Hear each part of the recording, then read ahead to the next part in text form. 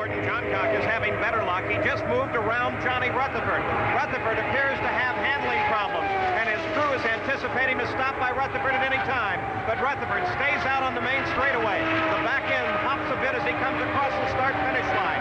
Rutherford in third place, chasing Gordon Johncock down into the first turn. Johncock in second place, and Rutherford loses it. Rutherford up against the wall. An awesome crash here in the first turn.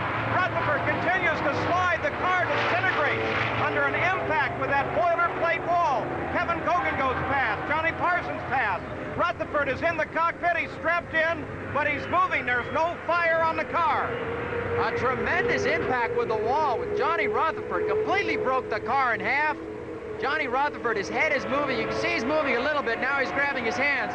We don't know what his condition is, but boy, did he take an impact with that wall. A stream of fuel pours out from the car. They're checking to make sure there's no fire. Rutherford would be protected from it because of his driver's suit. The safety crews are there. Dr. David Crippen in the blue uniform. One of the cart physicians is right there with Rutherford. Apparently, there is no fire on this car, and they're moving in to help Johnny.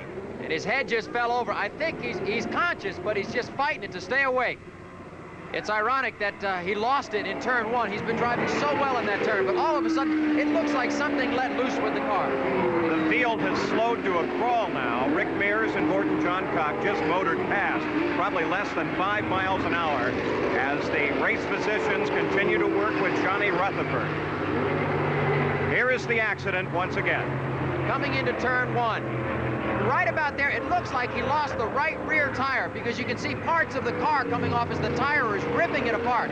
He hits the wall so hard, completely broke the car in half. You can see the back end of the car all the way up in the air as he slides along that wall. And we have to give credit to our cameraman in the first turn, Alonzo Roberts, who despite debris showering around him, stays with this shot as Johnny Rutherford slides to a stop, the car literally broken in half.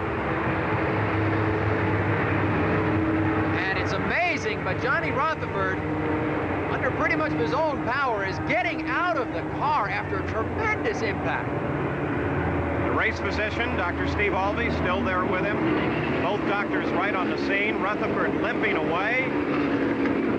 This is phenomenal. Of course, we've seen it before from Johnny Rutherford. He has survived some awesome accidents in his day, and he has done it once again here in the Pocono 500 as Johnny, under his own power, climbs into the back of the ambulance.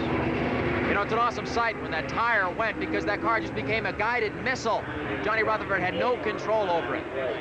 That's half-inch boilerplate steel. It just buckled from the impact of about 180 miles an hour.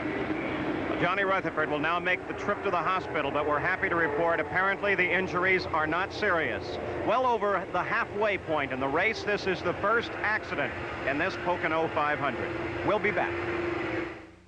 Gets by. Let's go down to Gary Gerald for a further report on Johnny Rutherford. Dr. Alvey, can you give us a condition report on Johnny at this point?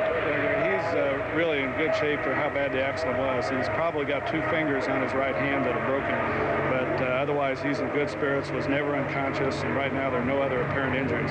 We're going to send him in by helicopter purely for convenience and because it's a lot quicker, but he'll walk to the helicopter. Thank you very much.